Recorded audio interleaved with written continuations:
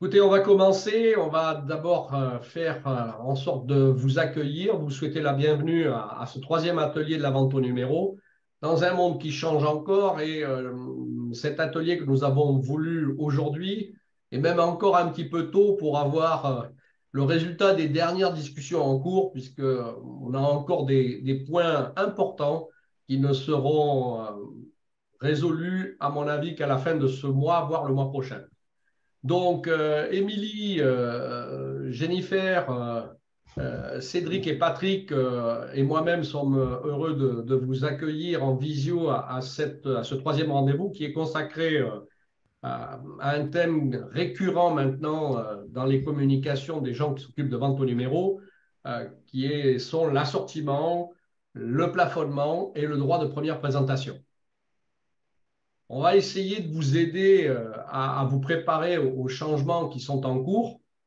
Et donc, on va commencer par vous rappeler très rapidement les points sur lesquels nous allons intervenir aujourd'hui. Donc, je vais peut-être laisser, avant de commencer, chacun des intervenants se présenter rapidement en une petite minute. Cédric, je t'en prie. Bonjour, je m'appelle Cédric Vernier, je suis gérant de la société Destination Média. On est prestataire de services pour la distribution de la presse magazine qui tourne autour du kiosque du marchand de journaux. On est conseil, bien évidemment, et aujourd'hui, on a environ 75 clients éditeurs, ce qui représente à peu près entre 150 et 160 titres que l'on gère au quotidien pour le compte de ces éditeurs. Et de nombreux éditeurs adhérents de la FNPS. Et Cédric est également éditeur d'un magazine de voitures anciennes. Anciennes, exactement. Patrick. Eh bien, bonjour, Patrick Lefebvre. Bon, j'ai rejoint le groupe Diverti, voilà, à présent 4 ans déjà. Et j'ai en charge donc la gestion des titres, la relation avec les dépositaires, la messagerie, tout ça. Et nous avons un peu plus de 200 parutions par an, hein, pour vous donner un ordre d'idée sur les volumes que nous traitons. Les titres sont pour l'essentiel trimestriels. Hein, donc, quand on abordera le sujet de l'analyse de leurs résultats, tout ça, évidemment, moi, je ne serais pas trop dans une conversation qui pourra intéresser à ce moment-là les éditeurs d'hebdo, hein, je le précise avant.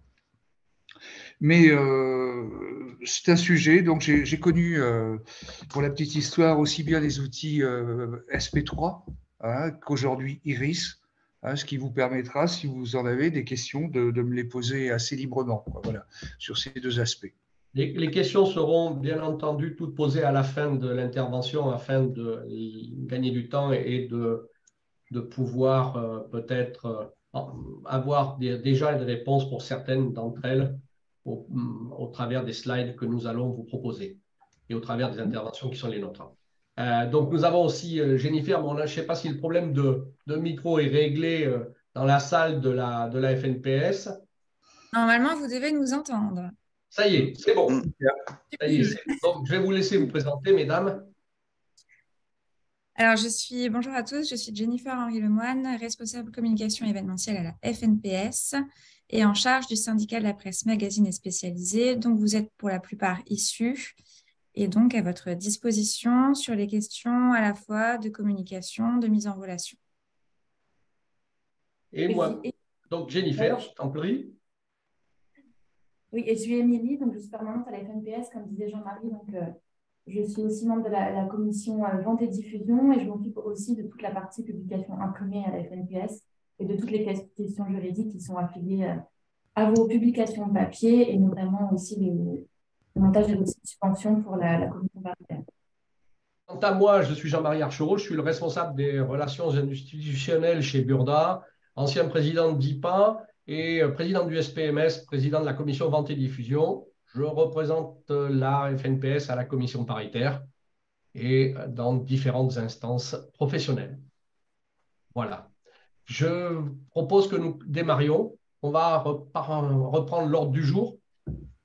Donc, voilà l'ordre du jour. Nous allons reparler du contexte réglementaire.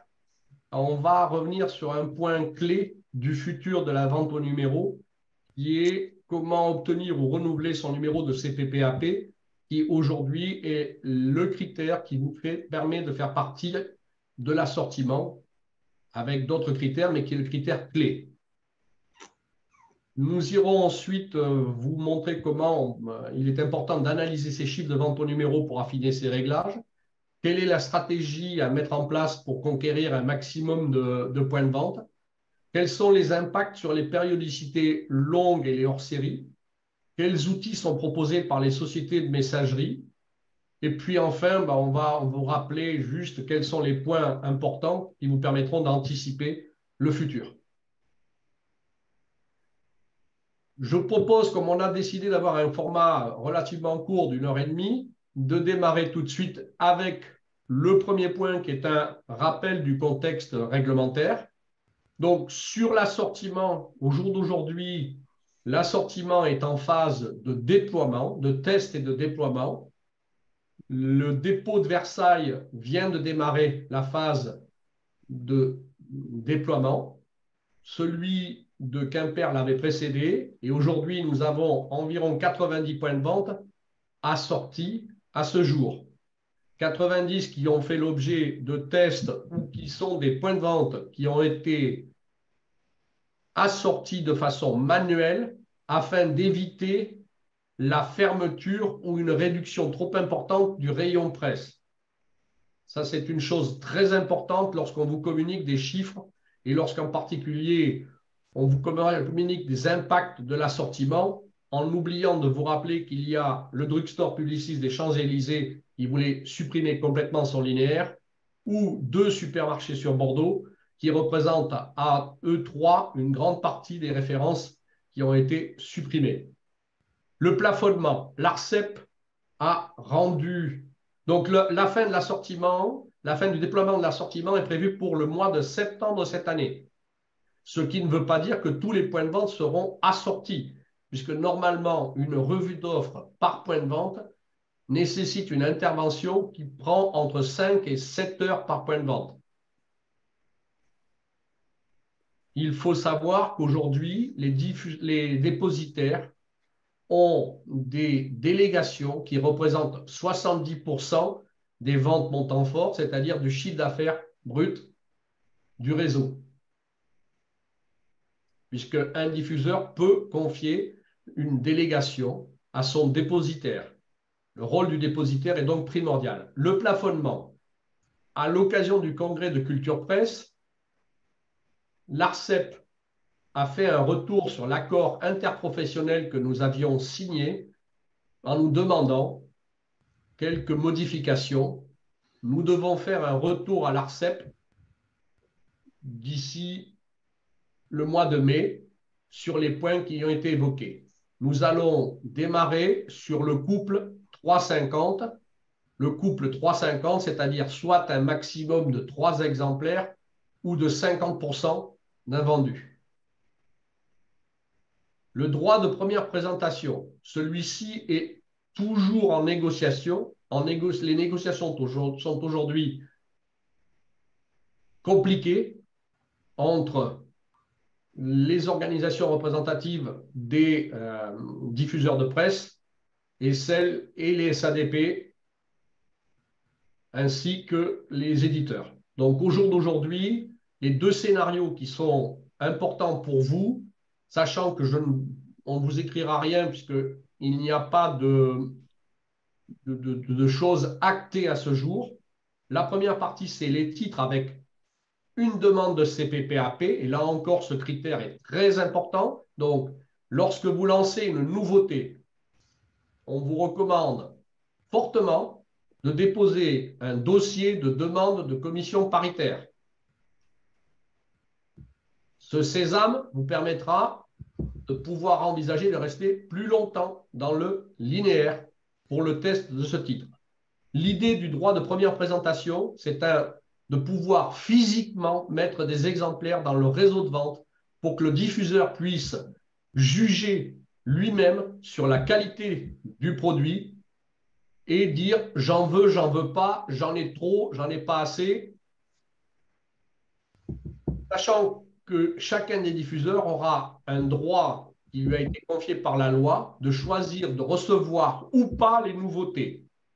Si vous n'avez pas de numéro de commission paritaire et si vous n'en faites pas la demande, vous aurez une durée de première présentation qui sera bien plus limitée.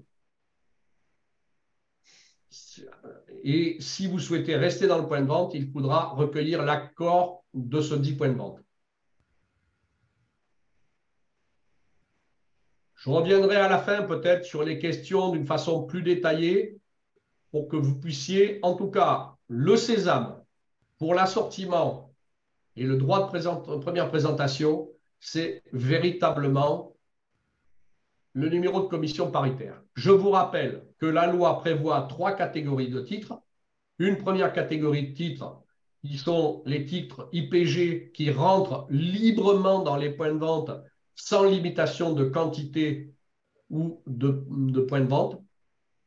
Une deuxième catégorie qui sont les titres assortis avec, dans ce qu'on appelle l'article 5.2, les titres assortis, ce sont ceux dont le chiffre d'affaires est suffisant pour pouvoir permettre d'être, en fonction de la limite du linéaire fourni, être dans l'assortiment de base du point de vente. Et le 5.3, ce sont tous les titres qui n'ont pas de numéro de commission paritaire ou qui n'ont pas réalisé un chiffre d'affaires suffisant pour pouvoir être dans le ranking, dans le hit parade des titres admis à rester dans le linéaire. On passe peut-être à la slide suivante. Voilà, là, on va passer la parole à Émilie, puisque Émilie va vous rappeler les règles les plus importantes pour obtenir un numéro de CPPAP. Oui, alors vous l'aurez compris, pour avoir accès au linéaire, vous avez tout intérêt à obtenir un numéro de commission paritaire auprès de la CPPAP. Donc, c'est en ça que je peux vous aider, notamment à la FNPS. Donc, il y a plusieurs critères qui sont cumulatifs que vous devez respecter. Vous devez, je pense, déjà être au fait de ces différents critères, puisqu'on en entend beaucoup parler, on fait beaucoup de communication sur le sujet. Mais enfin, ça ne fait jamais de mal de vous faire un petit rappel. Donc, les critères essentiels, ceux qui sont en lien déjà avec le contenu, il y a un critère d'actualité, c'est-à-dire que 10% de votre pagination doit être lié à des sujets dits d'actualité, donc qui vont être appréciés en fonction de l'objet de votre publication. Par exemple, si vous êtes une publication médicale, une publication agricole, une publication relative à l'automobile. Donc voilà, donc 10% de la pagination, donc admettons un cas concret, si vous avez 60 pages, il faudra au moins 6 pages de votre contenu qui est dédié à des sujets d'actualité. Autre point de contenu, le quota d'intérêt général, qui est aussi en lien avec les sujets d'actualité, même s'il y a quand même une petite nuance, puisque le contenu dit d'intérêt général, ça va plutôt porter sur les sujets dits de fond. Alors que les sujets d'actualité, ça peut être lié aussi, par exemple, aux sorties littéraires qui peuvent être qualifiées d'actualité. Alors que l'intérêt général, ça va plutôt tendre vers des articles historiques, mais pas que. Donc, un article d'actualité peut aussi être d'intérêt général, mais un article d'intérêt général n'est pas systématiquement, loin de là, d'actualité. Donc, en termes de quota, on va attendre un tiers minimum de votre contenu qui est lié à un contenu d'actualité. Émilie, pour préciser, pour que ce soit plus clair pour tout le monde, par exemple, la saison est un critère d'intérêt général, mais le printemps 2023 est une actualité. Tout à fait. Là aussi, il peut y avoir des petites nuances, par exemple, si vous êtes une publication destinée à la jeunesse ou pas, puisque la saisonnalité va soit être considérée comme une actualité, soit simplement une information d'ordre général. Toujours le même exemple, si vous avez 60 pages de contenu, on va considérer qu'il y a au moins 20 pages qui doivent être considérées d'intérêt général. Toujours en ce qui concerne le contenu relatif à la publicité, il faut faire attention, 2 tiers maximum de contenu doivent être dédiés à la publicité. Là, ça peut être à la fois les publicités commerciales, avec l'achat direct par les annonceurs, ou alors de la publicité publi-rédactionnelle, qui sont du contenu rédigé, mais qui en soi font la promotion d'un bien ou d'un service. Là, il y a tout un faisceau d'indices qui vont permettre la requalification d'un article en publicité. Donc là, si j'ai un conseil à vous donner, ça peut être par exemple de créer un carnet d'adresses à la fin de votre revue pour qu'il y ait simplement une page qui soit considérée comme de la publicité et non pas, par exemple, 3-4 pages qui pourraient vous faire défaut si vous êtes limite en ce qui concerne les contenus d'intérêt général et d'actualité. Ensuite, critère un peu de forme, mais qui est quand même très important, c'est celui de la périodicité, puisque votre revue doit être au minimum trimestrielle. C'est-à-dire que vous devez paraître au moins 4 fois par an, avec un maximum d'1 fois par an pour un gap de 4 mois d'un numéro à l'autre. Voilà, donc il faut bien faire attention à ça, parce que si vous ne respectez pas ce critère de périodicité, alors vous pouvez avoir dans un premier temps un rappel, et suite à ce rappel, lors du renouvellement prochain, faire l'objet d'un refus par la CPPAP. Il faut bien faire attention à ce critère-là. Autre critère de forme, il faut respecter la loi de 1881, notamment relative aux mentions légales. C'est important de le souligner là encore, puisque c'est toutes les mentions qui vont être intégrées dans l'ours notamment. Et il y a beaucoup de rappels des titres de la FNPS sur ces points-là. Donc, ce n'est pas négligeable, il faut quand même faire attention. Par exemple, le nom de l'imprimeur qui doit apparaître de manière complète, le prix de vente de votre revue, puisqu'elle doit apparaître également dans l'ours. Si vous avez un encart, il faudra que ce soit intégré dans l'ours de la publication. Également, si vous avez une publication qui a des hors-séries, la mention hors-série doit apparaître en couverture ou également dans l'ours de la publication. Donc, c'est des petits détails, mais il faut quand même faire attention puisque ça peut faire l'objet de rappels et donc avoir une incidence sur l'obtention de votre numéro de commission paritaire. Ensuite, le critère de vente effective, qui est très important et qui est un des plus regardés par la CPPAP en sous-commission, c'est-à-dire que c'est un des critères qui nous prend le plus de temps. Donc, sur votre tirage, admettons que vous avez un tirage de 10 000 exemplaires, il va falloir que 50% de ce tirage soit considéré comme vendu, tirage corrigé, c'est-à-dire déduction faite des invendus. Donc, dans cette vente effective, on va considérer à la fois les ventes au numéro, mais également les ventes par abonnement. Donc, les ventes au numéro, ça va être toutes les ventes qui sont faites par le biais des sociétés de messagerie, mais également vos ventes par librairie et les ventes individuelles. Et pour l'abonnement, de la même manière, ça va être les ventes individuelles, mais également les ventes collectées ou les ventes collectives, c'est-à-dire par l'intermédiaire, par exemple, d'une entreprise qui achèterait une dizaine d'exemplaires pour ensuite les adresser à ses salariés. Sous condition, ça va être admis. De la même manière, la vente effective, il y a un assouplissement depuis mars 2021 suite au Covid. Il y a l'admission ouverte du numéro de commission paritaire pour votre publication papier de certains exemplaires PDF numériques, à condition que la somme de ces exemplaires ne dépasse pas la somme des exemplaires vendus sous format papier, puisque là encore, la récompense de la CPPAP, en tout cas, l'objectif de ce numéro de commission paritaire pour la publication papier, c'est de récompenser vos titres de presse imprimés. Donc, pour cette raison, il y a quand même cette condition qui est intégrée.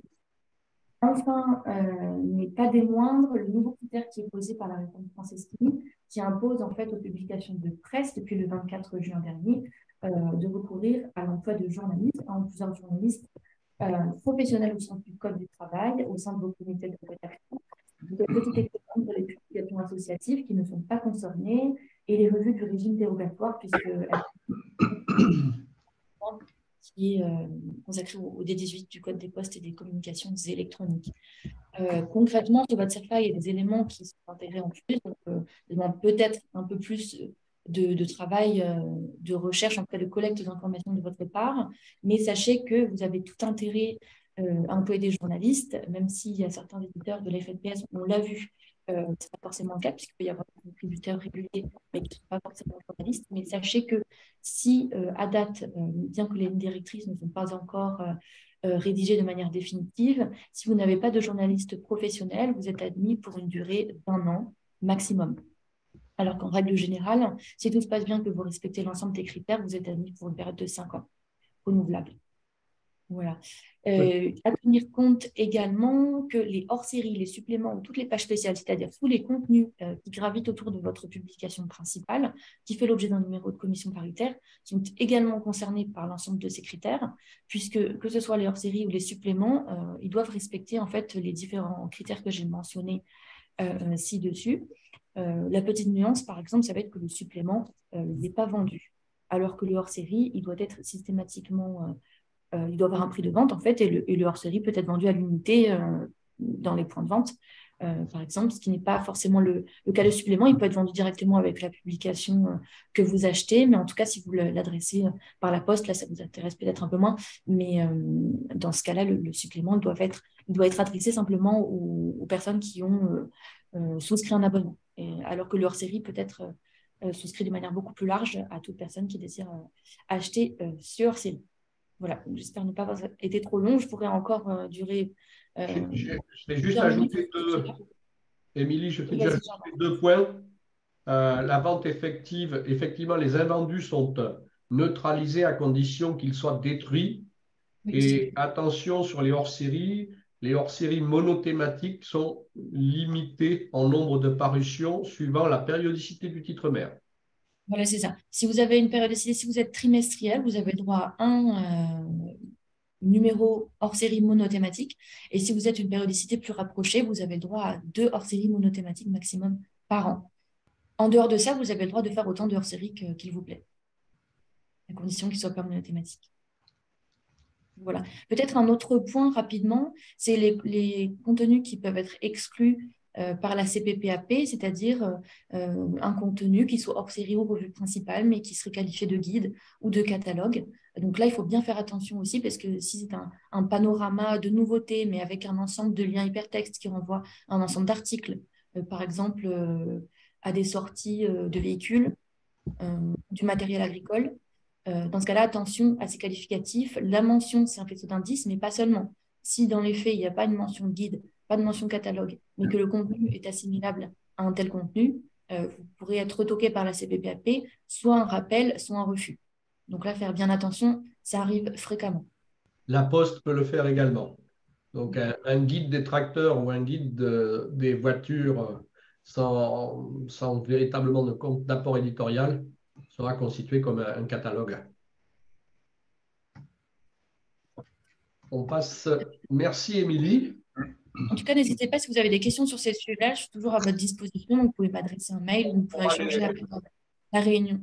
On le fera en fin de réunion et sinon, chacun pourra véritablement te solliciter.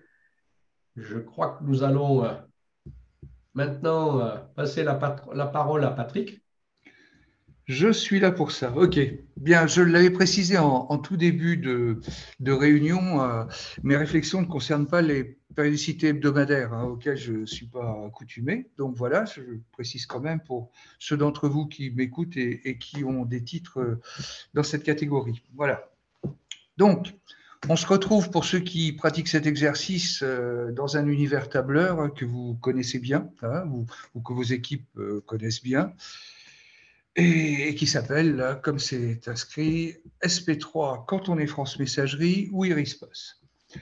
Alors, comment allons-nous procéder? Bon, déjà, ce qu'il faut savoir, c'est qu'on s'adresse au tout début de l'opération à peu près 20 000 lignes, dont un grand nombre d'entre elles, on va s'en apercevoir au final, bon, ne vont pas être remplies ou sinon de zéro.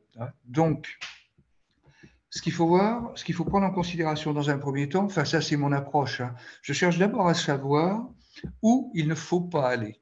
Alors ça, chacun mettra un peu ce qu'il veut comme contenu dans cette formule-là. On a tous des critères de sélection qui peuvent s'avérer différents les uns des autres, des choix, de typologie de points de vente, tout ça, on y reviendra. Et donc, voilà ce que je préconise, c'est déjà de finir par identifier les lignes sur lesquelles la présence du titre, pour lequel on va faire une répartition, là aussi je préfère le terme répartition à celui de réglage, pour lequel on va faire une répartition, donc, eh bien, où la présence du titre ne sera pas indispensable. Voilà. Donc, pour ce faire, dans ces outils qui sont nommés en haut de slide, vous avez un certain nombre d'éléments qui sont renseignés par les messageries, qui s'appellent des variables ou différemment d'ailleurs chez MLP, mais voilà que des critères, enfin, et vous les connaissez aussi bien que moi. Vous allez trouver par exemple la typologie de point de vente, vous allez voir s'il s'agit d'un relais, s'il s'agit d'une maison de presse, d'un concept, toutes cette sorte de choses. Vous avez même, c'est intéressant, un classement des vendeurs sur la famille de titres. Ça, on va s'en servir un petit peu après. Là, ce sont les informations qui sont donc fournies par les messageries. Vous pouvez, dans Iris aujourd'hui, en charger 10. Alors évidemment, ça prend un peu de largeur.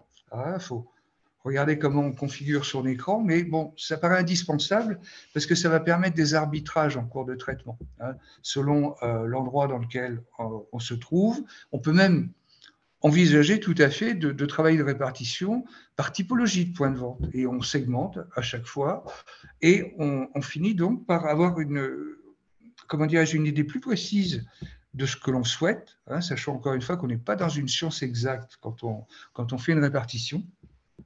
Mais l'idée étant de pouvoir sensibiliser la répartition à la typologie de point de vente à laquelle on s'adresse. Ça, je pense que c'est important. Ça relève de ce qui était dit un petit peu pour l'analyse des chiffres. En fait, on sait très bien, quand on est dans cet univers-là, que le chiffre n'a pas une valeur absolue qu'on peut traiter à l'identique partout. Voilà. Enfin, ça, c'est un point de vue, c'est le mien, c'est vrai. Bon, on échappe à la logique mathématique qui consisterait, comme on a pu y assister de temps à autre, à des modes de travail différentes qui seraient simplement d'utiliser des moyennes sur lesquelles on applique une grille de réglage. Ça me paraît suicidaire. Mais voilà. Parce que ça traite sans distinguo donc, le point de vente, quel que soit son type.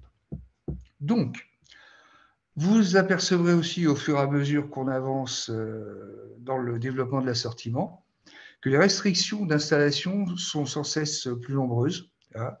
Donc, vous avez déjà celles qui sont liées aux règles de la profession, évidemment à respecter, puisque de toute façon, elles limitent les possibilités qu'a un éditeur de servir le point de vente ou de dépasser une certaine quantité. Comme Jean-Marie nous l'a expliqué un petit peu plus tôt, il y a des règles de plafonnement qui sont encore en cours, qui ne sont pas celles qui seront définitivement adoptées une fois que l'ARCEP aura tranché, mais elles existent.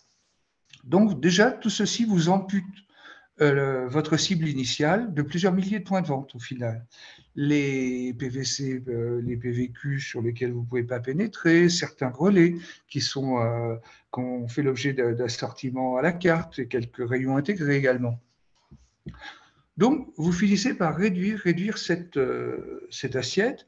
Pour ma part, mais ça c'est un conseil que je vous donne, mais il faut pouvoir les identifier, je regarde aussi tout ce qui relève de l'univers des boulangeries, épiceries, cafés, bars, en allant chercher l'information, hélas, pas disponible comme je la souhaiterais dans l'outil Iris, mais en faisant une extraction dans SP3. Alors, il faut avoir les deux outils. À ce moment-là, vous pouvez plus facilement identifier certaines typologies de points de vente dans SP3. Vous pouvez faire une extraction, à ce moment-là, vous récupérez les fichiers et vous les apportez donc en simulation dans l'outil Iris. C'est-à-dire que l'outil Iris, je le disais au début, vous permet d'utiliser des données qui ont été collectées et organisées par les messageries, mais également l'utilisation de vos propres fichiers. Si vous êtes multititre dans une famille particulière, par exemple, vous pouvez aussi faire vos propres calculs qui vous servent de jauge, encore une fois, qui vous permettent de mieux regarder la pertinence, la cohérence de ce que vous observez sur le titre que vous travaillez par rapport à son univers. Mais là, je crois que je déborde un peu sur un sujet qui va venir après, qui est celui dont Cédric va s'occuper. Donc, je ne vais pas déborder plus largement, mais la recherche de potentiel aussi, elle est indispensable aujourd'hui. Vous aurez remarqué également qu'il est important et de plus en plus important donc, de regarder sur quel type d'assiette on va s'installer avec pertinence, avec efficacité, étant donné que l'augmentation du coût au drop est là pour nous freiner un peu quelques velléités d'étendre ces répartitions si la mise en place de papier s'avère par la suite inutile. Voilà. J'ai parlé des périodes de référence aussi. Bon, là, chacun jugera en fonction du profil de son titre. Là, c'est un conseil que je vous donne, mais ça ne permet pas l'utilisation jusqu'au bout du bout. Personnellement, je considère que le nombre comment dirais-je, le nombre de références prises en compte pour l'application des règles est un peu limité parce que ça ne permet pas d'avoir une visibilité exacte, surtout si vous avez des titres à forte typicité, hein. C'est-à-dire que vous allez avoir des thématiques qui vont fantastiquement bien marcher sur un numéro, être un peu moins efficaces sur d'autres, et à ce moment-là, vous avez une amplitude qui vous permet pas de travailler sur la seule base d'une moyenne. Je préconise donc à ces fins de regarder aussi quelle est la vente maximale. Ça, les outils le permettent, hein, très, très, très facilement. C'est-à-dire d'avoir une colonne qui va vous permettre d'afficher la vente maximale réalisée par le titre sur une période qui sera celle de votre choix. Et je vous invite aussi, puisque ça a fini par être enfin ajouté aux outils MLP, de mettre le nombre de parutions qui ont été prises en considération pour les calculs. Parce que, aussi bien dans la moyenne que dans le maximum, mais surtout dans la moyenne, bien évidemment, si vous avez pris 4 parutions ou a fortiori plus, et que le calcul s'opère sur une seule de ces parutions, ce que vous allez lire n'a pas le même sens. Voilà, ce sont des petits détails comme ça, des petits assaisonnements, je dirais, hein, qui vous permettent de réaliser votre propre recette, hein. Sachez qu'en effet, en dehors des restrictions qui sont celles des règles, ce sont des outils qui ont le mérite de permettre une expression personnelle quand même assez souple, hein. Et, mais il faut les interpréter, il faut se les approprier, hein. Il faut être un peu copain avec, il faut aimer les chiffres, bon ça c'est à peu près une évidence. J'ai probablement oublié quelques détails, mais comme mes amis ici présents, je serai tout à fait en situation de répondre aux questions à la fin de l'exposé. Voilà. Hein, donc, c'est à Cédric à présent de présenter son sujet. Bien. Bon, en liaison avec ce que vient de dire Patrick, je vais pour ma part vous parler du ciblage des points de vente, des points de vente clés. Ce ciblage passe par le réglage de la distribution sur l'ensemble des diffuseurs de presse.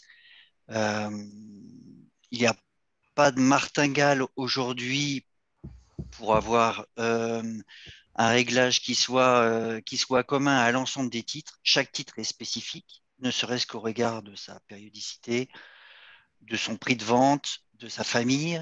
Par exemple, la distribution de la presse enfant, comme celle d'un titre dont on s'occupe qui s'appelle Méga Spirou, la presse enfant est totalement satellisée sur l'ensemble du territoire, avec des ventes sur une multitude de points de vente, donc avec des assiettes de distribution très larges, et avec des ventes qui augmentent de façon spécifique chez Relais au moment des périodes de vacances scolaires. Un titre comme Beaux-Arts Magazine, par exemple, aura un nombre de points de vente servis beaucoup plus recentré sur Paris et les zones urbaines, et un point de vente en relais beaucoup plus fort, lié en partie à l'achat d'impulsion et à une clientèle plutôt haut de gamme. Côté point de vente, c'est pareil. La maison de la presse de la Mode Beuvron, par exemple, est un très gros vendeur de titres de chasse, un petit peu moins de titres de mode comme Vogue, par exemple. Et en fait, chaque parution demande à être travaillée. Les déplacements de population ne se limitent pas aux seules périodes de vacances scolaires et il faut les anticiper. Et donc, en permanence, refaire des réglages sur chacune des parutions. D'où l'intérêt de prendre en compte, entre autres dans le réglage, en plus de la tendance des dernières parutions, et une période plus longue, il est nécessaire de prendre la période homologue de l'année précédente pour anticiper justement ces déplacements de population. Pour garantir la meilleure réactivité possible et fournir les bonnes quantités à nos fameux points de vente clés, l'intégration dans le réglage d'une parution en cours des ventes réalisées sur le numéro en cours de vente via les sondages de vente permet de corriger une partie des ruptures de vente et des papiers manquants et des points de vente manquants de papier. Ces sondages de vente qui rentrent dans le barème dans le barème, notamment au MLP, nous fournit également le fichier complet de point de vente par point de vente des ventes réalisées à l'instant T. Deuxième point, la réimplantation de nouveaux points de vente. Le nombre de points de vente servis évolue au fil du temps. Entre les fermetures de points de vente, les déréférencements, quand un titre a une séquence de vente nulle sur un point de vente, par exemple, la mise en place de l'assortiment, etc. Et comme le disait Patrick, les contraintes que l'on a aujourd'hui sur le réseau de vente est de plus en plus important et il y a de plus en plus de points de vente qui sont fermés au titre. Et il est donc plus que nécessaire de rechercher en permanence de nouveaux points de vente à potentiel pour maintenir les assiettes de distribution et rechercher en permanence de nouvelles sources de chiffre d'affaires. C'est une chose à faire de façon régulière et surtout maintenant, puisque avec le droit de première présentation sera lié celui aussi de réimplantation. Et donc, les titres qui auront un numéro de commission paritaire qui n'ont jamais été présents dans le point de vente pourront être installés d'une façon normale. Ceux qui ont été refusés une fois par le diffuseur devront au préalable recueillir son assentiment avant de pouvoir être réinstallés à nouveau dans le point de vente, y compris ceux qui n'ont pas de commission paritaire. Exactement. Voilà, c'est des choses qui sont en cours de discussion, mais très important de le faire dès à présent, encore plus qu'avant. Voilà, Cédric, pardon. Non, je t'en prie. Je t'en prie. Donc, la réimplantation de points de vente s'appuie sur des marchés fournis par les messageries constitués d'au moins 3 titres d'éditeurs différents pour rester déontologique.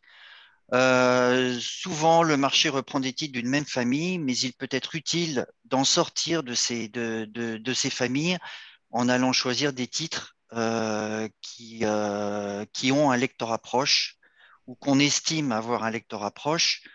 Pour valider le choix de titres à retenir pour un marché, nous pouvons nous appuyer sur une étude de duplication d'achat que peuvent nous transmettre les messageries. C'est une étude payante, mais qui reste raisonnable. Au MLP, je crois que c'est autour de 300 €.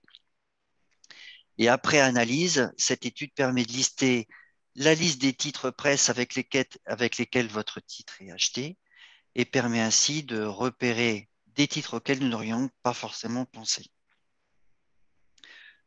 Le marché que l'on reçoit de la part de la messagerie, donc c'est un volume de vente, des ventes constituées des différents titres, point de vente par point de vente, permet ensuite de le comparer à la distribution de notre titre et visualiser les points de vente vendeurs du marché non servis sur notre titre et donc à potentiel et à tester.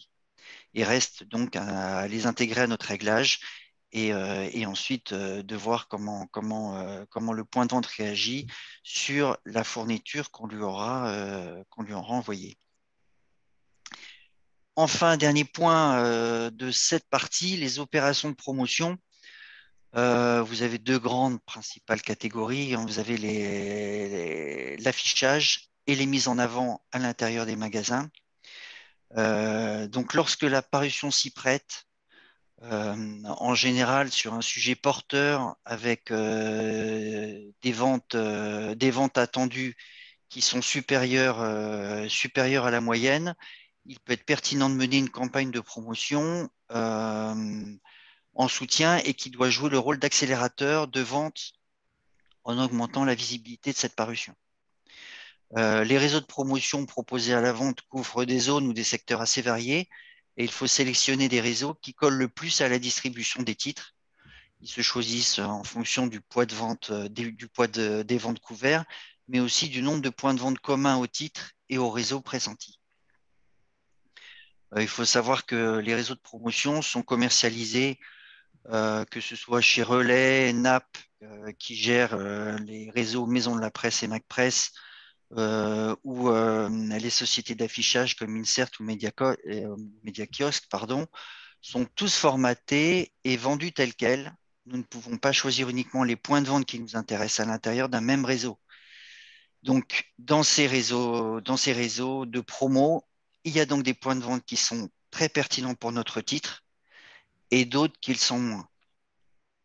Donc, à savoir néanmoins, même, et ça c'est un truc à retenir quand même avec l'arrivée des nouvelles lois sur l'assortiment, les paritions qui bénéficient d'opérations de promotion reconnues par la profession feraient, aux dernières nouvelles, comme le disait Jean-Marie tout à l'heure, il y a encore pas mal de choses qui bougent et qui sont à confirmer.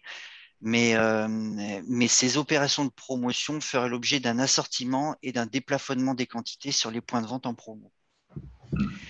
Je confirme. Maintenant, on est toujours dans cet esprit-là. Absolument.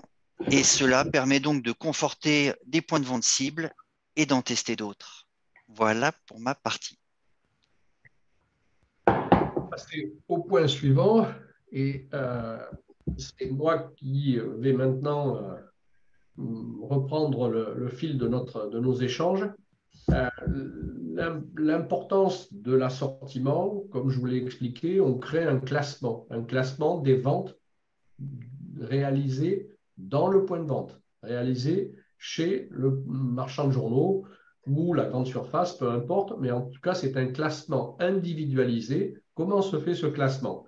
Les sociétés agréées de distribution de presse, appelées communément messagerie, fournissent à un tiers de confiance qui est la CRDP et qui travaille avec un prestataire spécialisé, les données de vente. Et les données de vente des deux messageries sont cumulées et permettent d'établir un classement des ventes dans le point de vente. Celui-ci, bien entendu, est matiné en fonction de la taille du linéaire, moins de 50, plus de 50. Et donc, on applique un nombre maximum de références au mètre linéaire. Et parmi les références qui seront imposées dans le point de vente, il y a bien entendu les titres IPG, comme je vous l'ai indiqué en premier. Ceux-ci disposent d'un accès totalement libre.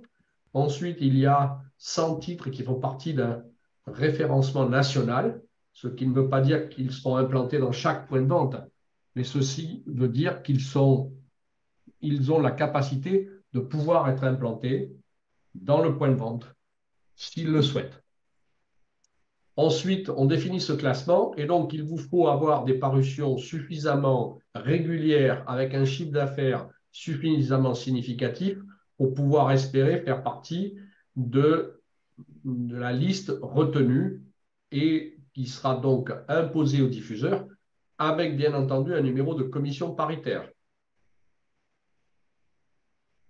Puisque seuls les titres avec numéro de commission paritaire peuvent être imposés et maintenus dans le linéaire du diffuseur, ceux sans numéro de commission paritaire. Donc, il est important pour vous de faire attention.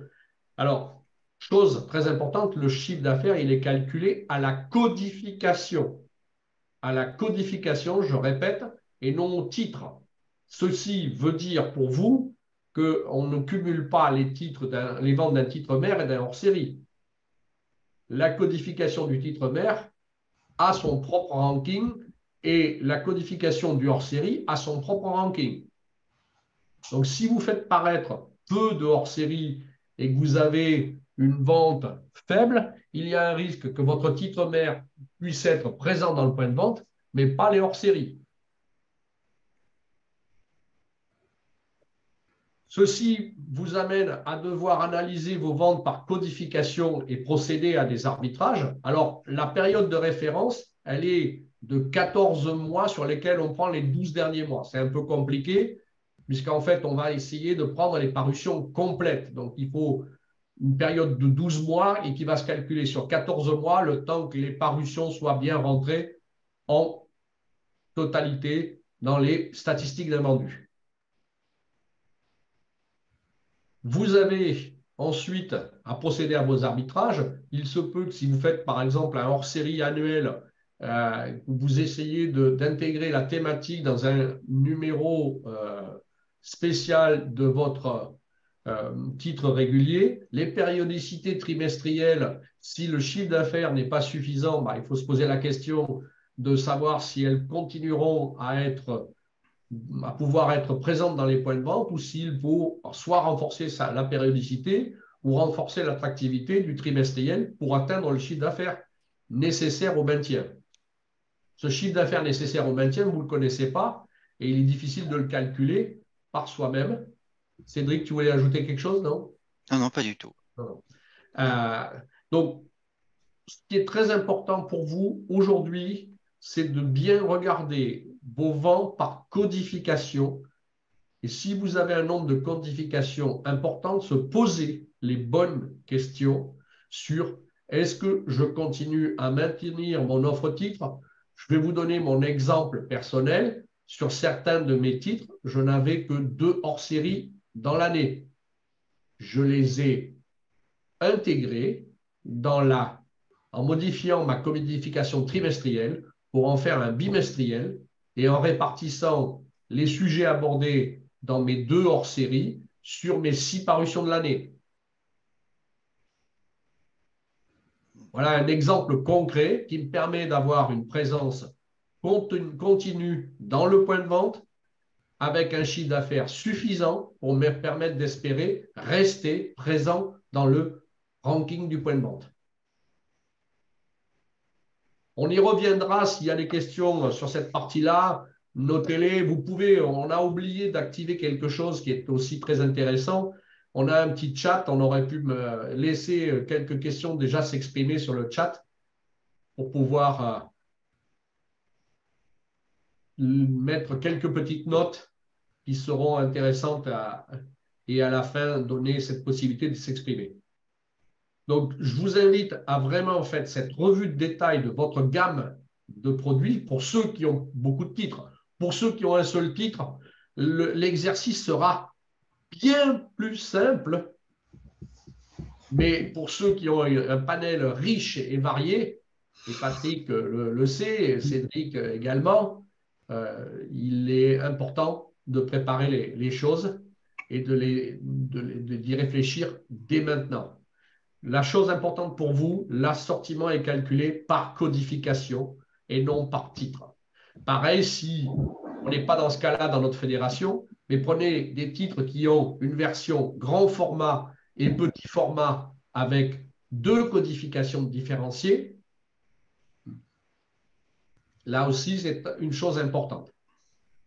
Voilà, c'était un point qui me semble très intéressant pour tout le monde, d'avoir les arbitrages nécessaires.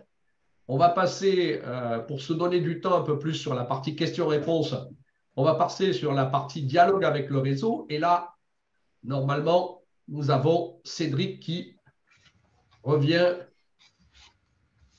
D'accord. Bon, je vais être un petit peu rapide sur le dialogue avec le réseau. La communication avec les dépositaires a toujours été assez naturelle et évidente, et les outils de communication messagerie à disposition ont toujours tourné autour de la relation éditeur et dépositaire. Jusqu'à aujourd'hui, seuls les dépositaires peuvent agir sur les réglages transmis par les éditeurs ou leurs prestataires, et c'est donc à eux que les caractéristiques de la parution à venir sont envoyées en même temps que le réglage pour leur permettre de comprendre ce qui a été fait, notamment quand il y a des opérations régionales ou un certain nombre de choses où on a la parution est un sujet marronnier qui fait l'objet de nombreuses ventes traditionnellement, etc. Et les contacts directs, de toute façon, restent toujours très fréquents pour discuter d'un arbitrage, de quantité à livrer, du réglage d'une parution à thématique régionale, comme je le disais tout à l'heure.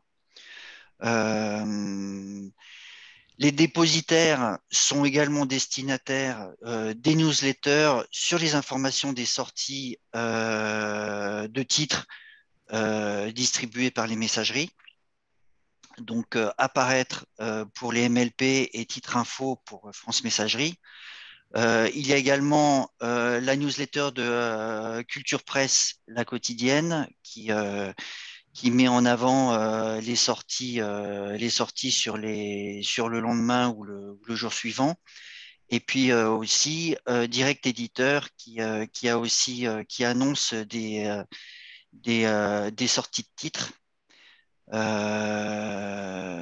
Voilà, mais ces newsletters, d'une façon générale, pour les éditeurs, ont moins d'intérêt puisque tout le travail de distribution a été fait en amont, de toute façon.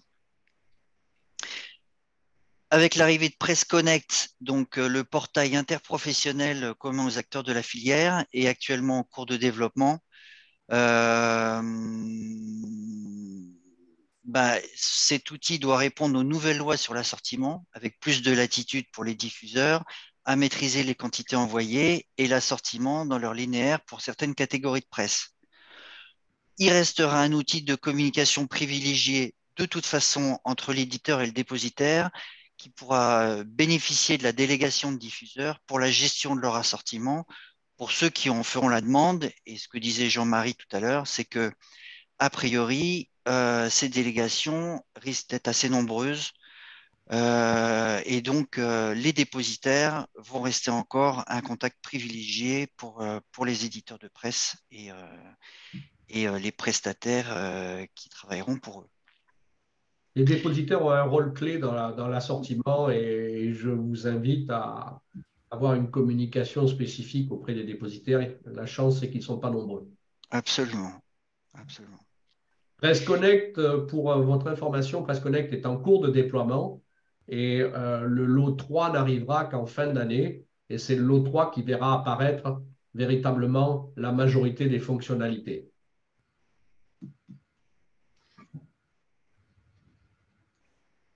Alors, la communication entre les éditeurs ou leurs prestataires et les diffuseurs n'a jamais été directe via les outils de messagerie. Elle se résumait à une newsletter dans chacune des messageries consacrées aux sorties des parutions. Donc, toujours celle que je citais tout à l'heure, donc apparaître pour les MLP, qui est parenthèse, qui est gratuite, et Titre Info pour France Messagerie, qui était un service payant, et qui est adressé à une grande majorité de diffuseurs. Hors messagerie, vous avez toujours la quotidienne de Culture Presse, qui est également adressée aux diffuseurs de presse également, et la newsletter de Direct Éditeur. Donc voilà pour les newsletters et les outils qui sont à destination directe des éditeurs. Il existe bien évidemment les contacts directs qu'on peut avoir, mais c'est du cas par cas. Souvent pour discuter la plupart du temps du nombre d'exemplaires reçus pour une parution. Il y a encore quelques années, c'était surtout pour demander des réductions de mise en place. Aujourd'hui, les contacts que l'on a au quotidien, c'est surtout pour réclamer du papier parce que effectivement, avec l'explosion des coûts de fabrication qui a entraîné une réduction des mises en place et un meilleur ciblage des points de vente, on a pas mal de linéaires aujourd'hui qui commencent à être un peu clairsemés et des diffuseurs qui demandent du papier. Certains éditeurs font également appel pour leurs relations avec les diffuseurs à des forces terrain, qu'elles soient internes ou externes, et en charge de la relation avec leurs points de vente clés. C'est assez coûteux, mais quand on a plusieurs titres et qu'on est un groupe de presse assez important, ça permet un ciblage très précis sur les opérations de promo ou d'une façon générale sur les argumentaires et sur les relations qu'on peut avoir avec une population de diffuseurs. Presse Connect va marquer un tournant. C'est le premier outil qui permet aux diffuseurs de gérer une partie de leur assortiment et une partie des quantités reçues. Nous espérons que ce portail permettra également à l'éditeur de pouvoir communiquer en amont sur son actualité, sur son argumentaire, ses parutions exceptionnelles, ses hors-série, et pouvoir discuter de l'assortiment et des quantités à recevoir. Pour le moment, les premières maquettes de l'interface diffuseur ont été rendues publiques, mais nous attendons avec impatience les fonctionnalités destinées aux éditeurs pour voir dans quelle manière on va pouvoir la communication enfin les échanges en tout cas entre les deux parties va pouvoir se faire. Mais pour l'instant, encore trop tôt, puisqu'on n'a pas vu grand-chose. Voilà. Non, et puis tous les lots ne sont pas livrés et le portail se déploie au fur et à mesure sur les bases, mais il renvoie encore beaucoup vers les deux outils des messageries qui sont utilisés au quotidien par les diffuseurs. À terme, cet outil est censé permettre une interface unique et utiliser les choses. Voilà. Merci Cédric. Je continue sur cette partie-là. Donc, pour moi, les choses importantes à vous rappeler aujourd'hui sont effectivement déjà de bien mieux connaître vos ventes si ce n'est déjà fait. Normalement, je pense que la majorité des gens qui sont présents aujourd'hui sont à même d'analyser leurs ventes sans trop de soucis. Si ce n'est pas le cas, vous avez vos prestataires qui peuvent le faire pour vous.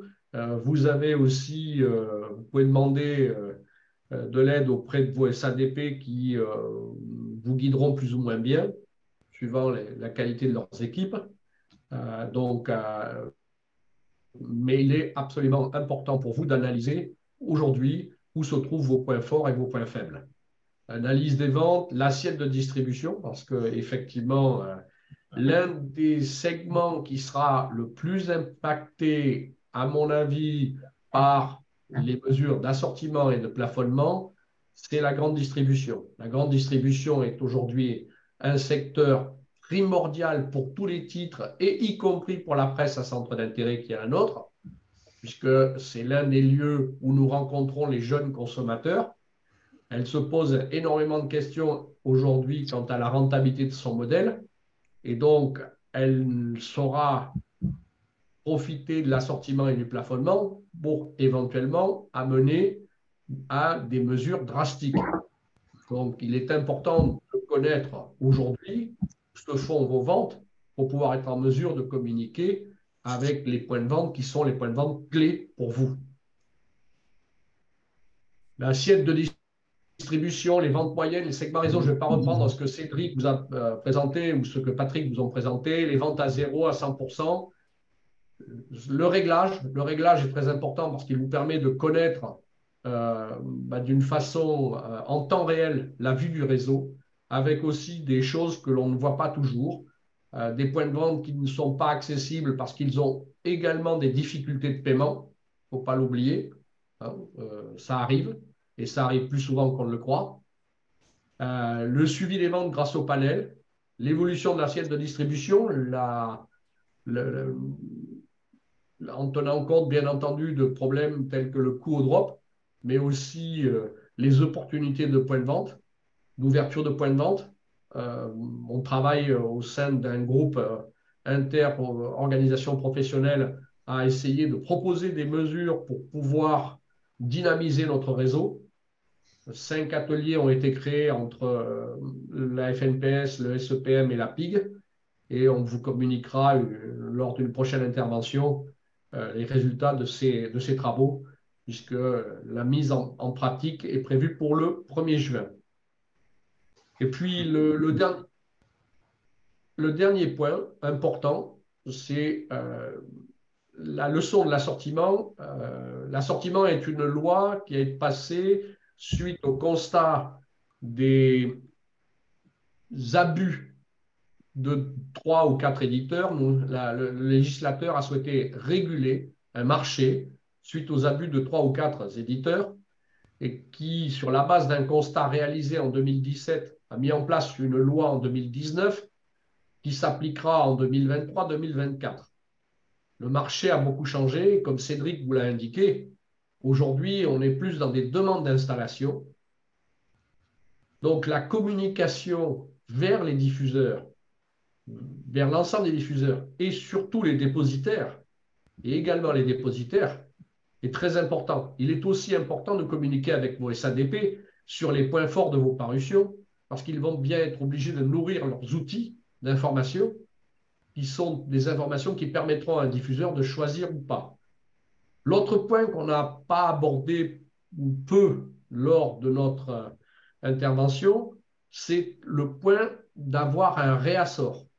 L'assortiment, le plafonnement, le droit de première présentation oblige à avoir un réassort. Nous intervenons régulièrement auprès des SADP pour que le diffuseur puisse disposer d'un outil moderne qui lui permette de commander et de savoir s'il peut commander n'importe quelle parution du catalogue, qui d'ailleurs, le catalogue commun des deux messageries sera disponible au travers de Presse Connect pour le diffuseur.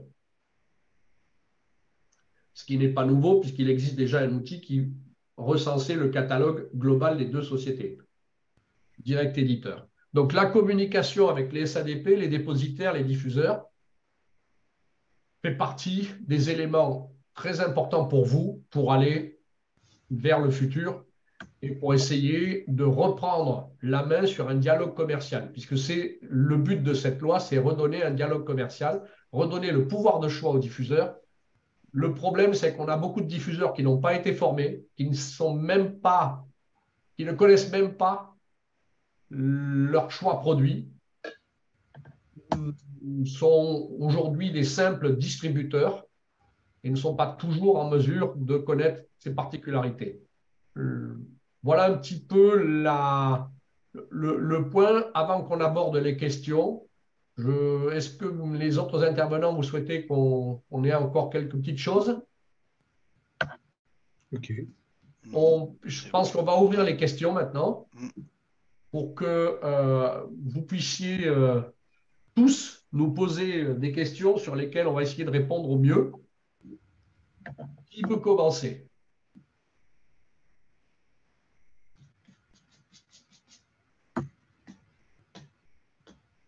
Je crois qu'on a quelques spécialistes. On a Jorg autour de la table. N'oubliez pas d'ouvrir vos micros. Pour la plupart, ils sont fermés. Donc, qui veut commencer? Qui a des questions? Ou est-ce que notre propos a été d'une telle clarté que personne n'a de questions? Oui. Ah, bonjour, vous m'entendez? Oui. Oui, c'est Maureen de LVA. Moi, j'ai quelques questions concernant les assiettes de distribution. Je dirais que quand je suis rentrée au poste il y a une quinzaine d'années, il me semble qu'on disait qu'il y avait en gros 7000 à 7500 diffuseurs qui étaient des vendeurs réguliers, qui étaient vraiment une sorte de noyau dur de vendeurs. Est-ce que maintenant, on a une idée du nombre de diffuseurs? Là, je veux bien répondre. Ça dépend réellement du titre dont on parle. Vous pouvez avoir encore des distributions qui s'opèrent sur plus de 10 000 diffuseurs, ce n'est pas notre cas. Voilà. Mais évidemment, ça s'y restreint. Ça s'y restreint d'autant plus mécaniquement qu'à une certaine époque, celle à laquelle vous faites référence, eh bien, on avait aussi 30 000 points de vente et non pas 20 000. D'accord ? Et puis 3 milliards de chiffre d'affaires contre 1 aujourd'hui, voilà. Donc ceci explique cela, ça s'est réduit. Vous direz avec précision et pour quel titre, combien de points de vente, à quoi correspondent les assiettes de répartition, c'est franchement un peu impossible. Mais quand Maureen, moi je vais juste, on a effectivement un cœur de réseau, Voilà, c'est ça. Alors ça c'est vrai. De 7 000 points de vente. Le problème, c'est que ce cœur de réseau n'est jamais le même pour tout le monde. Oui, j'entends bien. C'était juste se donner une idée, savoir si jamais… La règle du 20-80 qu'on prend toujours en exergue dans plein de secteurs de distribution, oui, elle existe. Mais aujourd'hui, si l'on veut, on a même les plus gros hebdos ne sont pas tous présents sur la même assiette de distribution. C'est aussi, et là, je pense que toi, Cédric, avec le nombre de titres que tu travailles au quotidien, tu es à même de pouvoir en parler. Nous, on a des titres qui vont d'un gros hebdo à des tout petits trimestriels et nos assiettes de distribution sont totalement différentes. Et on n'a pas forcément, hormis peut-être 1 millier de points de vente, on n'est pas présent systématiquement sur tous les points de vente pour tous nos titres. C'est clair, d'où l'intérêt aussi de confronter des titres d'une même famille ou de lecteurs approchants pour aller chercher du potentiel. Parce qu'effectivement, d'un titre à l'autre et sur une même famille, alors ça dépend effectivement de la périodicité du titre, ça dépend des volumes de vente qui sont réalisés, mais les assiettes d'un titre à l'autre bougent énormément, ça c'est clair. Toi, Maureen, sur tes titres, tu dois avoir des assiettes de distribution quand même assez larges et très province en fait, hein. Oui, oui, oui. Et c'était justement, pour moi, je reconnais qu'à l'heure actuelle, une de mes plus grosses difficultés, c'est justement de définir l'assiette optimale entre les points de vente qui passent PVC et donc passent en NA, entre malgré tout le fait qu'il faille tester un maximum de nouveaux points de vente parce que les habitudes de consommation ont radicalement changé. Euh, j'ai toujours une grosse difficulté à définir une assiette optimale. C'est compliqué en fait. Et puis, c'est aussi lié au déplacement de population et à Mm. l'infidélité au point de vente. Le problème, Ouais. c'est que, en fait, on peut pas se dire qu'on se cale, par exemple, sur un titre comme Autorétro sur 7500 diffuseurs servis et puis ne pas en bouger. En fait, on a des points de vente qui disparaissent, on a des points de vente qui deviennent déréférencés, on a des points de vente qui deviennent non assortis. En permanence, il faut faire tourner, tester en permanence de nouveaux potentiels, etc., etc. Et, Donc, Euh, et Cédric, si tu permets, vous m'entendez? Oui, oui, oui, Oui, si tu permets d'ajouter, c'est ça la problématique aujourd'hui, en plus avec le drop qui augmente. on ah, t'a- on t'entend plus, Jorg. oui, on t'entend plus. Alors attendez, hop. Ça y est, Là, ça c'est y là Je c'est est. suis bon. revenu. OK. Oui, Ouais. Oui, ce que je voulais dire, c'est effectivement, c'est la difficulté aujourd'hui pour les éditeurs. On est obligé de maintenir une assiette, de chercher de nouveaux points de vente pour remplacer, comme dit Maureen, ce qu'on perd parce qu'ils ne sont plus dans l'assortiment ou plafonnés ou autres, ou disparaissent tout simplement, hein, des fermetures définitives. Et donc, cette capillarité dont même un titre à centre d'intérêt spécialisé a besoin fait que ça renchérit la distribution, mais c'est rare qu'on arrive avec un ciblage très serré, de maintenir les ventes parce qu'on a quand même toujours 30, voire 40% des ventes sur des points de vente erratiques, hein, donc très éparses. Et ça alourdit la recherche en permanence, comme tu dis, selon des données marché qu'on peut avoir par les messageries ou des typologies de points de vente. Et on a toujours la difficulté quand même de faire passer ça auprès des dépositaires, hein, parce que tu implantes un titre qui est pour nous à 25% de vente, ça vend correctement. Un dépositaire, il trouve, il a trop d'invendus et tu vas lui proposer de nouveaux points de vente à essayer. Il ne va pas forcément être content de le faire. C'est ça la problématique aussi au quotidien oui, avec eux. oui, je partage totalement. C'est vrai que les Absolument. dépositaires ont du mal à nous suivre sur nos tests Ouais. qu'on veut faire. Et moi, je constate que les tests mettent de plus en plus de temps à être fructueux. Oui, Jadis, au bout de oui. 3-4 parutions, je me disais, bon, bah, ça ne vend pas, j'arrête. Et maintenant, je me rends compte qu'il faut au moins 6 parutions, enfin, sur un hebdo en tout cas, pour que la sauce commence à prendre. Mm. Il y a une chose importante à vous préciser, c'est que l'assortiment aussi va nous permettre de revoir les PVC. Alors, il y a deux catégories de PVC. Il y a les Ouais, j'entends PVC, mal. dans leur essence même, dans leur test de départ, c'est-à-dire que les PVC à 150 titres, avec un choix, on va les assortir.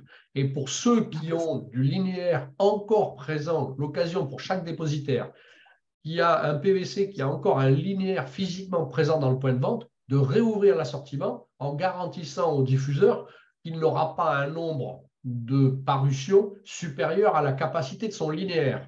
C'est le travail qui est mené aussi pour tous ces points de vente qui avaient souhaité des réductions de linéaire parce qu'ils estimaient recevoir beaucoup trop de choses. Donc, en même temps que l'on assortit les points de vente d'un dépôt, il y a une revue de détail de tous les points de vente PVC du dépôt qui est menée pour pouvoir réouvrir, par exemple, des points de vente à 150, à 350 titres ou 500 titres, suivant le linéaire qui est resté présent dans le point de vente. Mm. Le travail que l'on mène aujourd'hui entre organisations professionnelles, c'est aussi d'aller chercher des nouvelles typologies de points de vente. Par exemple, je lisais hier un article très intéressant sur la librairie. La librairie crée des points de vente partout en France. la librairie, les collectivités locales aident les librairies à s'installer dans les villages de France. Ça peut être aussi pour nous un vivier de points de vente intéressants, sachant que nous sommes en train de faire en sorte d'essayer de faire accepter à tout le monde qu'il peut y avoir différentes typologies de points de vente, c'est-à-dire des différences en matière de livraison. On ne va pas livrer 5 jours par semaine certains points de vente qui méritent d'être livrés qu'une fois par semaine, 2 fois par semaine, pour pouvoir nous permettre économiquement de servir des points de vente qui vont être favorables pour nos titres, mais qui ne pourraient pas être économiquement viables si on les livrait quotidiennement. Et donc, ça veut dire que les quotidiens nationaux devront soit s'auto-distribuer ou trouver une façon, mais ne seront pas forcément présents sur ces points de vente. C'est le cas, par exemple, aussi d'une chose qui est en cours d'étude, les stations d'autoroute. Certains éditeurs pensent qu'avec la voiture électrique, il va y avoir beaucoup de temps de cerveau disponible sur les aires d'autoroute, ce à quoi je suis plutôt sceptique puisque les fabricants de voitures, les constructeurs de voitures électriques auront prévu des écrans de divertissement dans la voiture pendant la pause de rechargement imposée. Donc, je pense que voilà, il y a aussi sur ces PVC, la CRTP aujourd'hui, quand un point de vente souhaite une réduction de linéaire, on fait en sorte qu'il rentre dans l'assortiment manuel. Ça a été le cas pour le drugstore Publicis qui voulait supprimer tout le rayon presse sur les Champs-Élysées. Tout le rayon presse, il voulait le supprimer. Il faut saluer le travail réalisé par la CRDP et son président sur ce point de vente qui a réussi à maintenir un nombre de titres significatif, moins important qu'avant, certes, mais voilà. C'est pareil, attention dans les chiffres que vous présente MLP lors des réunions et les chiffres qui vous sont envoyés en tant qu'éditeur, prenez-les avec la plus grande prudence parce que dans ces points de vente-là, vous avez des supermarchés comme les supermarchés de Bordeaux qui souhaitaient supprimer leur linéaire et sur lesquels il y a eu un accord avec une réduction linéaire, ce qui fait qu'avec 3 points de vente sur les 90, vous avez 40% des références supprimées. Mais en parallèle, ce qu'on a demandé aussi au SADP qu'il commence à mettre en place, c'est de nous indiquer le nombre de titres qui ont été installés. Parce que le but aussi, c'est de savoir combien de titres sont installés au moment de cette revue d'offres. Il y a des demandes, comme le disait Cédric, il y a beaucoup de demandes d'installation qui ne sont pas satisfaites parce que les éditeurs ne veulent pas agrandir leurs assiettes de distribution pour ne pas avoir à payer des coûts au drop supplémentaires. L'équilibre économique n'étant pas forcément présent dans le point de vente. D'autres questions? Est-ce qu'on a répondu à la question, Maureen? Oui, parfait. Merci beaucoup. D'autres questions? Non? On a un auditoire sage, raisonnable. C'est merveilleux. J'en profite pour vous préciser que les slides et le replay de cet atelier seront disponibles. On vous adressera la semaine prochaine un email avec un questionnaire de satisfaction et à l'issue du questionnaire de satisfaction, vous aurez un lien à la fois pour télécharger la présentation et pour vous rendre sur le replay. Oui, Jennifer, on t'entendait très mal, mais moi, je t'entendais une petite voix lointaine. Ceci étant, là, juste un petit aparté. Moi, je suis lecteur de La vie de la moto et de Moto Légende. Que je ne suis pas abonné, je le prends en point de vente. Et je dois dire qu'on habite une petite ville, Châtellerault. Je n'ai aucune difficulté à le trouver, aussi bien l'un que l'autre. Et là, j'ai honte pour ce qui va suivre, je ne le prends pas toujours au même endroit. Ah, ça m'aide. Je le confesse, j'ai un peu honte de le dire, mais franchement, je les trouve facilement. Quoi. De ta part, c'est abusif, ça, hein, Patrick. Ah ouais, c'est honteux. Hein. Toi aussi, tu t'y mets. Hein. Dans quel petit trou dois-je me mettre? Non. En tout cas, ce qui est important aussi à venir, c'est la discussion sur le droit de première présentation, parce que ça va être celui qui va véritablement être le moteur pour savoir si nous allons pouvoir encore produire des nouveautés, comment vont-elles rentrer dans le linéaire. Je vous rappelle que ce droit a été vaillamment défendu par la FNPS et par Culture Presse lors de la discussion sur la loi à l'Assemblée. Il a été un peu malmené par la publication dans un cahier des charges par l'ancien titulaire de sa chaise à la DGMIC, M. Casadebé. Il nous a fait une publication en plein été sans nous avoir consultés. Peu importe, en tout cas. Donc aujourd'hui, il y a une discussion assez vive entre les organisations de diffuseurs et les SADP sur lesquelles nous, en tant qu'éditeurs, on essaye d'intervenir pour calmer un peu le jeu, mais on va de toute façon vers une grosse différenciation entre un titre qui aura demandé son numéro de commission paritaire et celui qui ne l'aura pas demandé. Et d'ailleurs, concernant ce droit de première présentation, il ne touche que les nouveautés ou est considéré comme première présentation un titre existant depuis longtemps mais qui n'a pas été servi dans le point de vente depuis au moins 2 ans? Alors, c'est ce qu'on essaye de faire en sorte de rentrer dans le même type. Normalement, si le point de vente n'a pas de refus, pour une réimplantation, et si le titre n'était pas présent dans le point de vente, il peut rentrer de façon quasi automatique. OK. Voilà. Mais on n'a pas encore validé les choses totalement. Hein. Et surtout, ce que l'on veut éventuellement, c'est avoir, parce que ceci, pour vous expliquer les choses, n'est pas réglé au travers d'un accord interprofessionnel, puisque la loi nous dit que ce n'est pas possible, l'ARCEP nous dit que ce n'est pas possible. C'est un accord dans le contrat diffuseur-dépositaire, et les dépositaires pouvant signer le contrat si les SADP l'y autorisent, puisque le dépositaire n'a plus aucun rôle légal avec la loi de 2019. Il n'existe plus. Il n'existe que par le prisme des SADP. Okay. Donc, la chose importante, c'est que ce sera traité dans ce contrat. Et ce que nous avons demandé, sur lequel Culture Presse n'est pas opposée, c'est d'avoir un avenant spécifique pour la grande distribution. La grande distribution a des us et coutumes totalement différents des diffuseurs traditionnels. Les diffuseurs traditionnels, si on renoue un dialogue fructueux, je suis plutôt optimiste quant à la possibilité de faire quelque chose. Sur un rayon de grande distribution, hormis quelques fous furieux qui vont forcément avoir une réaction de colère. J'ai la chance d'avoir été le président des éditions d'IPA Burda et d'avoir un service des ventes où on savait ce que c'était que d'appeler de temps en temps un diffuseur en colère. Hein, je le faisais moi-même. Et quand on sort de l'affect, on arrive à revenir à des choses factuelles en leur montrant le chiffre d'affaires qui est réalisé. Et là, les choses redeviennent normales. Donc, hormis des coups de colère des uns ou des autres, ou des incompréhensions, hein, moi, j'ai vu dans les titres qui sont les nôtres, j'ai un titre qui n'a pas la commission paritaire parce qu'il est monothématique. C'est une volonté de notre part. Il est monothématique. À chaque parution, son sujet change. J'ai reçu le fichier des MLP, j'ai un relais dans lequel j'en vendais 15 sur 22, il a supprimé. Mais il n'a pas supprimé parce qu'il savait ce qu'il vendait. Il a supprimé parce qu'il n'avait pas de commission paritaire. C'est tout.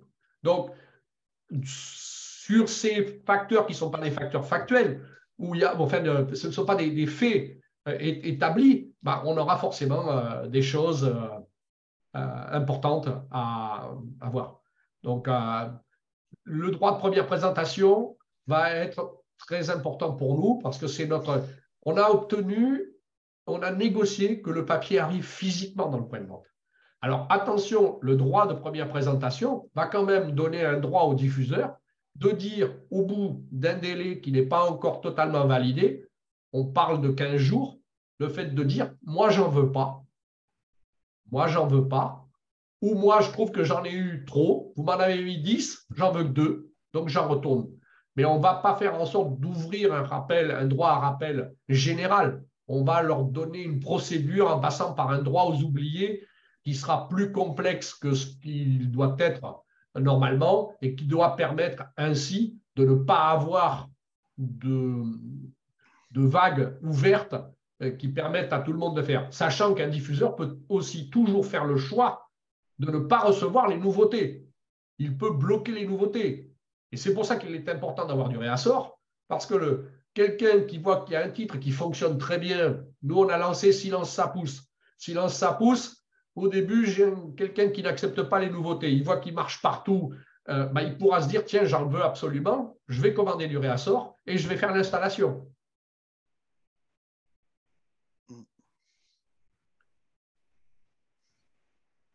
Sachant quand même que on reste sur un marché d'offres, pas vu, pas acheté. Donc, globalement, ce qui marche pour les éditeurs marche aussi en termes de chiffre d'affaires pour les points de vente. Donc, je pense qu'effectivement, à part quelques réactions épidermiques, globalement, il ne faut pas s'attendre à un cataclysme de la part du réseau de vente sur un rejet de tout un tas de titres. Quand on voit les chiffres des MLP, quand on enlève les trois points de vente atypiques, le reste, ce sont des ajustements. Dans cette partie-là, on a aussi des titres dont les ventes sont à zéro depuis plusieurs parutions et qui n'étaient pas sortis du linéaire. Et ça aussi, c'est une chose importante. Voilà.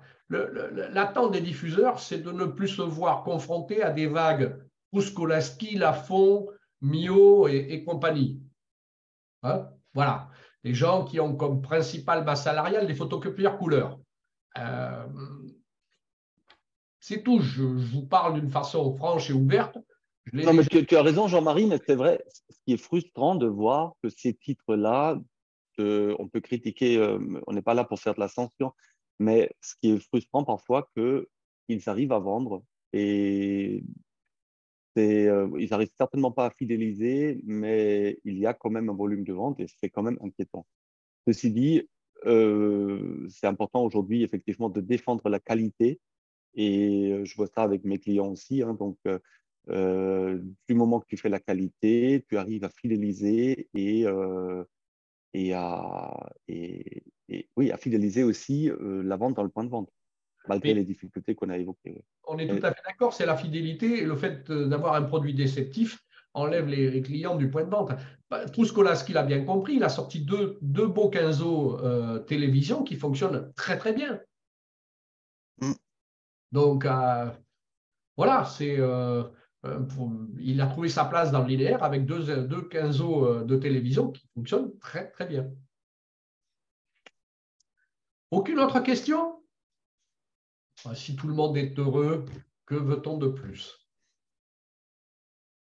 Peut-être faire un point à la rentrée quand on aura un peu plus d'expérience vécue, hein, de la mise en place qui va s'échelonner. Ce sera peut-être intéressant de refaire un point un peu au cours de route. Hein. Je dirais peut-être à la rentrée ou avant si ça… On le fera. Le but de la FNPS et de sa commission vente et diffusion est de faire en sorte de tenir informés les adhérents et les différents partenaires de ce qui se passe sur notre marché pour avoir des éditeurs les plus prêts à anticiper ces changements. Mais en tout cas, on vous fera une présentation. On espère vous faire une présentation de Presse Connect dès que les lots seront un peu plus… on fera intervenir des externes pour qu'ils vous parlent un petit peu des choses, avec le bémol de les calmer si nécessaire. Merci à toutes et à tous et je vous souhaite une très belle journée. À très bientôt. Bientôt, merci à vous, au revoir. Merci, à bientôt. Au revoir. Au revoir. Merci, au revoir.